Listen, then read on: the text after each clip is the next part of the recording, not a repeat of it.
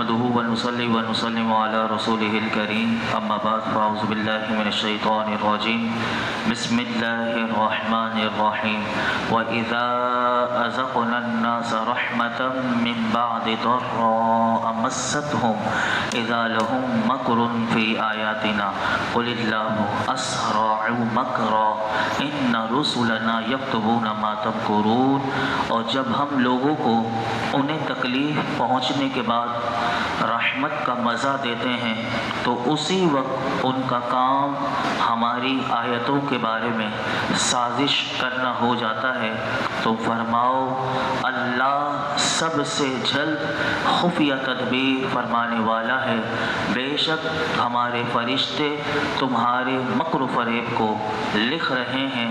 اس آیت میں اللہ رب العالمین نے کفار کے اس قول کو کہ جو پیچھے آپ نے سنا تھا کہ اس نبی پر ان کی طرف سے کوئی خاص نشانی کیوں نہیں اترتی، اس کا ایک اور جواب اللہ نے دیا، اور وہ جواب یہ دیا کہ اہل مکہ پر اللہ رب العالمین نے قحط کو مسلط کیا کہ جس کی مصیبت میں وہ 7 برس گرفتار رہے،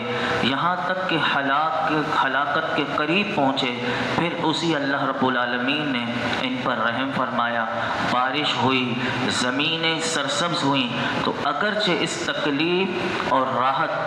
دونوں میں قدرت کی نشانیاں تھیں، اور تکلیف کے بعد راحت یہ بہت بڑی عظیم نعمت تھی اور اس پر ان کو شکر کرنا لازم تھا، مگر انہوں نے اس سے نصیحت حاصل نہ کی اور وہ فساد اور کفر کی طرف لوٹ گئے. تو اس آیت سے یہ پتہ چلا کہ اللہ رب العالمین کی بارگاہ کا ادب یہ ہے کہ رحمتوں کو اس کی طرف منسوب کیا جائے اور آفات تکلیف کو اس کی جانب منسوب نہ کیا جائے. یہ اللہ کی بارگاہ کا ادب ہے اور یہی اللہ کے نیک بندوں کا طرز عمل ہے. اگر آپ قرآن حکیم پڑھیں تو حضرت ابراہیم علیہ السلام جب بیمار ہوئے تو آپ نے جب کافروں سے کلام فرمایا تو ادب کی وجہ سے آپ نے بیماری کو اپنی طرف اور شفا کو اللہ کی طرف منسوب کرتے ہوئے کیا فرمایا؟ 19ویں پارے میں آتا ہے کہ وَإِذَا مَرِضْتُ فَهُوَ يَشْفِينِ، اور جب میں بیمار ہوں تو وہی مجھے شفا دیتا ہے. اور اسی آیت میں اللہ رب العالمین نے ان کافروں سے کہا کہ اے محبوب آپ ان کافروں سے فرما دیں کہ اللہ انہیں بہت جلد سزا دینے والا ہے اور ان کی سازشوں کی گرفت فرمانے پر بہت زیادہ قادر ہے، اس کا عذاب دیر نہیں کرتا. اور ارشاد فرمایا کہ بے شک ہمارے فرشتے تمہارے مکر و فریب کو لکھ رہے ہیں اور تمہاری خفیہ تدبیریں کاتب اعمال فرشتوں پر بھی مخفی نہیں. تو پھر اللہ جو علیم ہے، جو خبیر ہے، تو اس سے تمہاری خفیہ تدبیریں کیسے چھپ سکتی ہیں؟ تو یہاں سے علماء نے یہ فرمایا کہ اس آیت سے یہ بھی پتہ چلا کہ کافروں پر بھی کرامن کاتبین مقرر ہیں. یہ یاد رکھیے گا کہ مسلمانوں پر کرامن کاتبین 2 فرشتے نہیں بلکہ اعمال کفار پر بھی مقرر ہیں جو ان کے ہر قول اور عمل کو لکھتے ہیں. لیکن علماء نے کہا البتہ گناہ لکھنے والا کافروں کے گناہ تو لکھتا رہتا ہے لیکن نیکیاں لکھنے والا کافروں کی نیکیاں پر گواہ ہوتا ہے لیکن ان کی نیکیاں نہیں لکھتے، کیونکہ ایمان سے تعلق نیکی کا ہے اور ان کے پاس ایمان نہیں، تو کافروں کی کوئی نیکی نہیں لکھی جاتی، البتہ ان کا گناہ لکھا جاتا ہے اور ان کی نیکیوں پر فرشتہ گواہ ہوتا ہے. یہ اس آیت سے پتہ چلا. آگے ارشاد فرمایا هو الذی یسیرکم فی البر والبحر حتی اذا کنتم فی الفلک وجرین بهم بريح طیبة وفرحوا بها جاءتها ريح عاصف وجاءهم الموج من كل مكان وظنوا أنهم أحيط بهم دعوا الله مخلصين له الدين لئن أنجيتنا من هذه لنكونن من الشاكرين. وہی ہے جو تمہیں خشکی اور تری میں چلاتا ہے یہاں تک کہ جب تم کشتی میں ہوتے ہو اور وہ کشتیاں خوشگوار ہوا کے ساتھ انہیں لے کر چلتی ہیں اور وہ اس پر خوش ہوتے ہیں، پھر پھر ان پر شدید آندھی آنے لگتی ہے اور ہر طرف سے لہریں ان پر آتی ہیں اور وہ سمجھ جاتے ہیں کہ انہیں گھیر لیا گیا ہے، تو اللہ کے لیے دین کو خالص کرتے ہوئے اس سے دعا مانگتے ہیں، اے اللہ اگر تو نے ہمیں اس طوفان سے نجات دے دی تو ہم ضرور شکر گزار ہو جائیں گے۔ اس آیت میں پہلے بیان فرمایا کہ وہی اللہ ہے، کہ پہلے اللہ کی تعارف بندے کو بتایا گیا کافروں کو، اور ہم سب کے لیے بھی اس میں ہے کہ وہی اللہ ہے کہ جو تمہیں خشکی میں بھی اور تری میں بھی چلاتا ہے، اور تمہیں مسافت طے کرنے کی وہ اللہ قدرت دیتا ہے۔ خشکی میں تم پیدل اور سوار منزلیں طے کرتے ہو، اور دریاؤں میں کشتیوں اور جہازوں سے سفر کرتے ہو، اور وہ تمہیں خشکی اور تری دونوں میں چلنے کے اسباب بھی عطا کرتا ہے۔ اس کے بعد فرمایا کہ جب تم کشتی میں سفر کرنا شروع کر دیتے ہو اور کشتی میں سفر کے درمیان محو سفر ہوتے ہو، اور تم دیکھتے ہو کہ کشتیاں خوشگوار ہوا کے ساتھ لوگوں کو لے کر چلتے ہیں، قرآن کہتا ہے کہ وہ لوگ اس بات پر بڑے خوش ہو رہے ہوتے ہیں کہ ہوا ان کے موافق ہے، کیونکہ کشتی کو ہوا چلا رہی ہوتی ہے، وہ بڑے خوش ہوتے ہیں۔ پھر قرآن کہتا اچانک اسی بیچ و بیچ جب سمندر میں اچانک ان پر شدید آندھی آنے لگتی ہے اور ہر طرف سے سمندر کی طوفانی لہریں اٹھتی ہیں اور وہ اس کے گرداب میں پھنس جاتے ہیں، تو اس وقت انہیں اپنی نجات کی امید نہیں رہتی اور انہیں یہ یقین ہو جاتا ہے کہ اب مرنا ہی مرنا ہے، تو اس وقت جو سخت خوف ہوتا ہے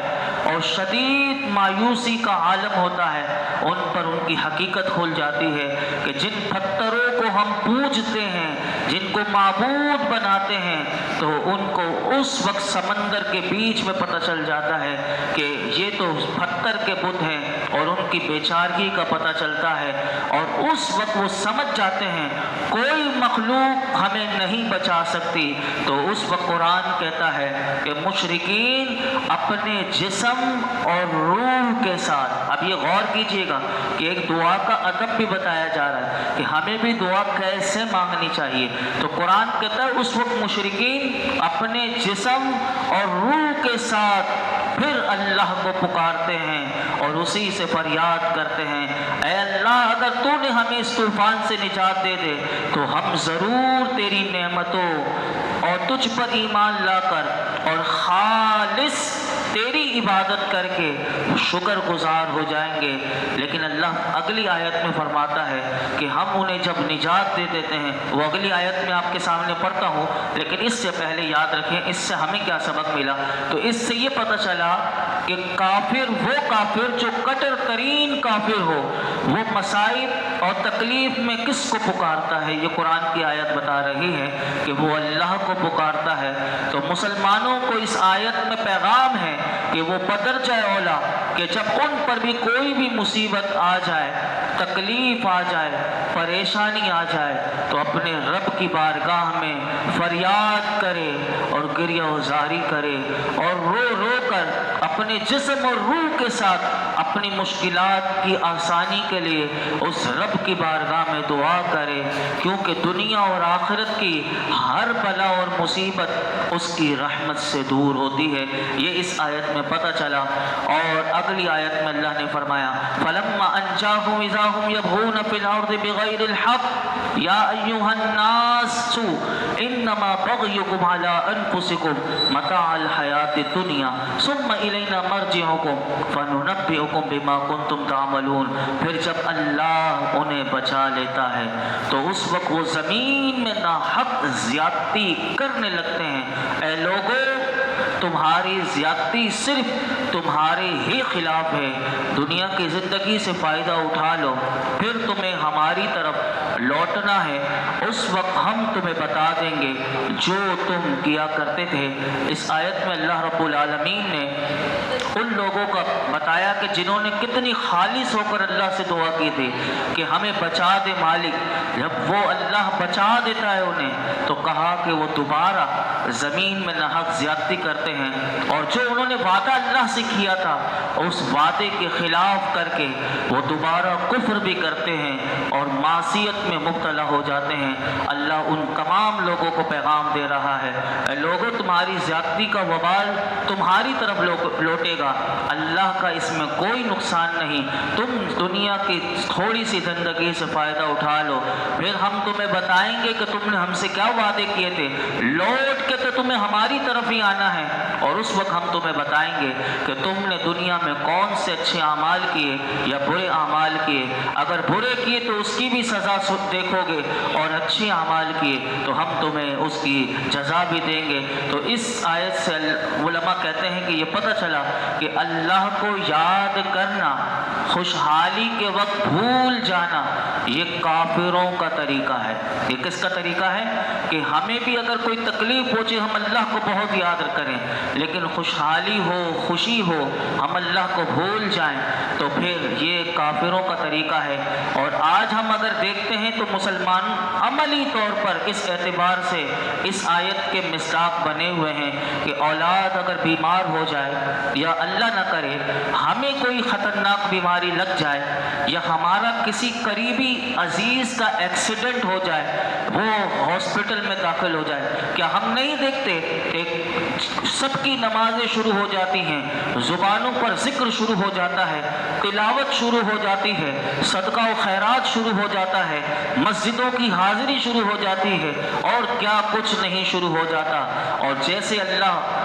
اگر وہ بیماری ختم ہو گئی، وہ ایکسیڈنٹ والا مریض صحیح ہو گیا، یا ہمارے جسم سے بیماری دور ہو گئی، تو پھر ایسا نظر آتا ہے کہاں کی نماز، کہاں کی مسجد، کہاں کی ذکر اور کہاں کی تلاوت، اور دوبارہ پھر پرانی اپنی دنیا میں لوٹ جاتے ہیں۔ مسلمان تو وہ ہے کہ جس کا قول قرآن بتاتا ہے، مسلمان تو یہ ہر وقت اللہ کی بارگاہ میں کہتا ہے کہ میرا جینا بھی مرنا سب اللہ کے لیے۔ تو جب تیری بیماری دور ہو گئی، کہاں گیا تیرا جینا مرنا اللہ کے لیے؟ آج جب تیری اوپر کوئی مصیبت آئی، تکلیف آئی، تو تو نے کہا میرا جینا مرنا سب اللہ کے لیے۔ جب اللہ نے تجھے خوشحالی دے دی، بیماری دور کر دی، تو یہ مسلمان کا قول کہاں گیا؟ کہ وہی مسلمان جس کا قرآن بتاتا ہے کہ وہ یہی مسلمان کو کہنا بھی چاہیے اور اس کا عمل بھی یہی ہونا چاہیے کہ میرا جینا مرنا سب اللہ کے لیے ہے، لیکن اس کے برخلاف ہمارا عمل نظر آتا ہے۔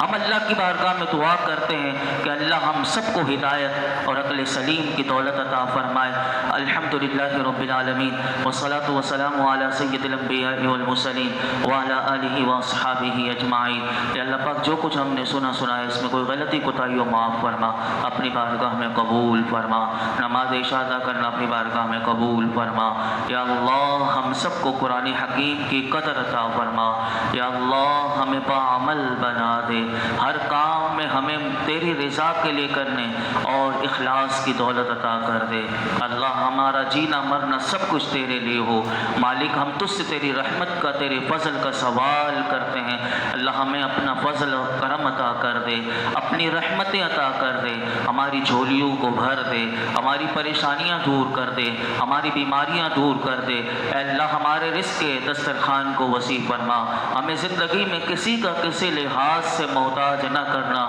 اللہ اپنے سوا کسی کا محتاج نہ کرنا۔ ہمیں مولا کریم